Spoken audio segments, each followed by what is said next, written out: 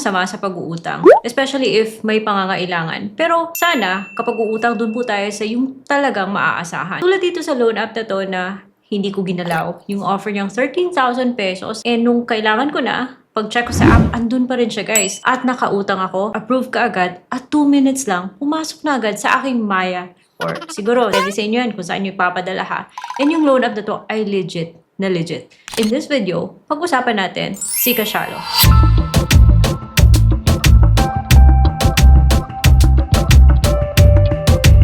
Hey everyone, welcome back to another vlog, and this is Ate Red. Masarap pong pag-usapan yung legit. This video is not sponsored. It is based on my personal experience. Before anything else, kung bago pa kayo dito, please subscribe and hit the bell notification button para lagi kayong updated kung yung topic ko ay legit na mga online loan platforms. Tulad ng pag-uusapan natin today, which is Kasialo. So, in a previous video, diniscuss ko po yung mga general tips para mataas yung success rate nyo sa pag-apply sa kay Kasialo. I've been using Kasialo for a while now. Subok talaga siyang maaasahan. So, how do you avoid na ma-reject sa loan app na to? Stick till the end kasi i-share ko sa inyo yung mga practices ko na hopefully makatulong sa inyo. Pero for those of you who are not, hindi pa kilala si Kasialo, ano ba si Kasialo? Under Palu Financing and registered po siya sa SEC, submits to CIC. So, kung good payer ka, nakakaangat po ito sa ating credit score or credit history, which eventually opens up opportunities para makalapit tayo sa more legit na mga online loan platforms. Okay, last time meron akong offer dito kay Kasialo na 13,000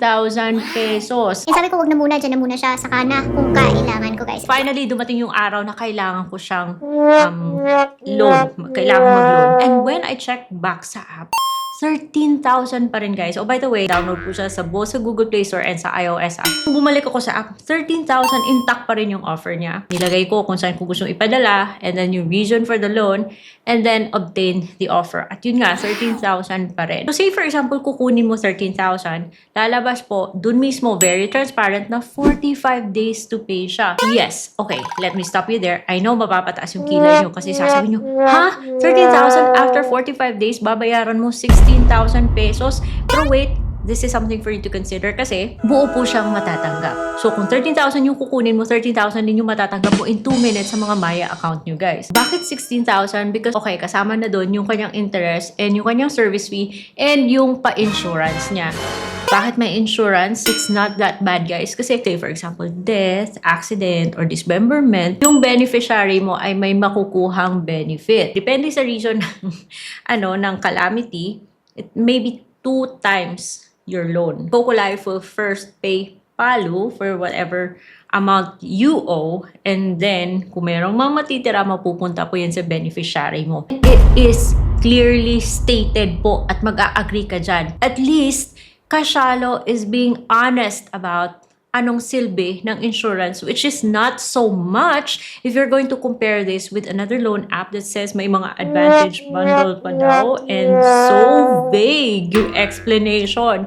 At least mas mababa yung insurance na sisingilin Kasialo compare doon sa isang loan app.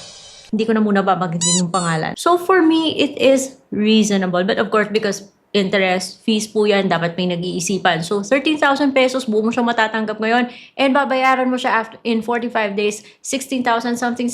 I'm not gonna say the exact amount. Andito po, lalabas ko po sa screen. Yung interest naman niya or service fee is 15% per month. Mukha siyang malaki, mukha siyang sumusobra ng 15% because you're actually looking at 45 days. So, kung dun ka man sa ganito, everything is transparent. Nasa app po yung lahat ng dapat mong malaman. Nag-a-approve pa rin siya guys, kahit na matagal mo siyang bagong utangan ulit, hindi pa naman ako na-reject, and I will share why. Anyway, so 11,000, nung kinonfirm ko, confirm, and then nag-OTP ko, ako na agad ko siyang natanggap in less than 2 minutes sa aking Maya e-wallet. So 11,000 po yung kinlaim ko, 11,000 din yung natanggap ko, at babayaran ko siya mga 13 something by the time na December 24 talaga. Nako, okay. So, maaasahan po talaga si Kasialo. So, yung mga way, kung paano mag-apply guys, meron po akong dating video na ano ko na siya in detail. But, kung gusto mo mag-apply kay Kasialo, make sure na okay po yung signal nyo at hindi po naka-airplane mode yung mga cellphone nyo ha. Talagang nag-concentrate kayo sa pag-apply kasi yung kailangan nyo, isang valid ID lang na pipicturean nyo. At dapat clear na clear po yung pag-picture nyo ng ID ha. And then, yung mga IDs na tinatanggap po ni Kasialo are here, okay?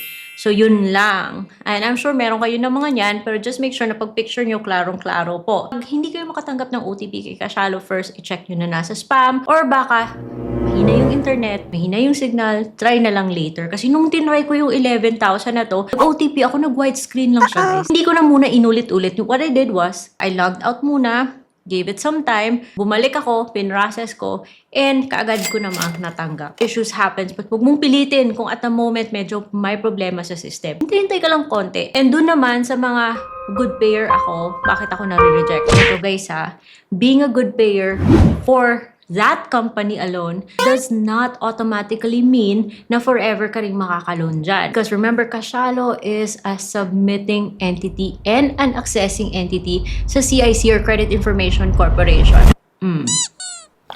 Dahil legit po siya. Si Kashalo po kasi, also considers other factors. Like yung behavior natin with other loan platforms or nagkaroon ka ng issue with the other app, makikita po yan ni Kashalo. Okay? Dapat hindi lang si Kashalo yung inaalagaan mo. Dapat inaalagaan mo rin yung utang mo sa ibang mga lending. Dapat malinis din po yung cellphone natin. So kung meron kayong mga OLA dyan na ayaw nyo nang gamitin, i-delete nyo na, paparumi lang yun ng cellphone natin. So just make sure na lang na malinis yung mga cellphone natin, guys. Delete the apps that we don't use anymore because nakakaano yan, may factor yan. Hindi po sapat yung pagiging good payer sa loan app na to. Like that loan app alone. Kailangan lahat ng kautangan mo ay okay rin yung record mo. Go to the Lista app. I'm not saying na ito lang yung only ways because I think there are other ways. For me, the easiest way is yung si Lista apps. Kaya Lista app kasi merong CIBI, merong TransUnion, and it's really worth na sili po natin yung ating credit history. Okay pa naman yung credit score ko, guys. I always check it kasi napapraning ako. I would check kung sino-sino mga OLA yung nagre-report sa akin. And I would also make sure na walang, mga anomalies dyan na baka bigla na lang may lumabas na, may OLA nag-report na ganito.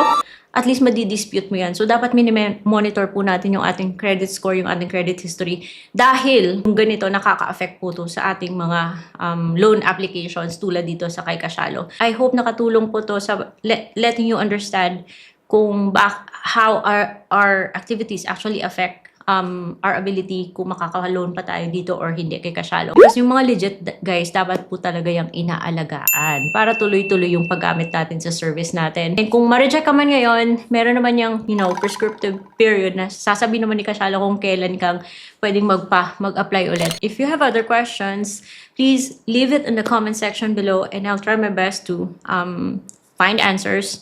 So, yun lang for today's video. I'll see you on my next vlog.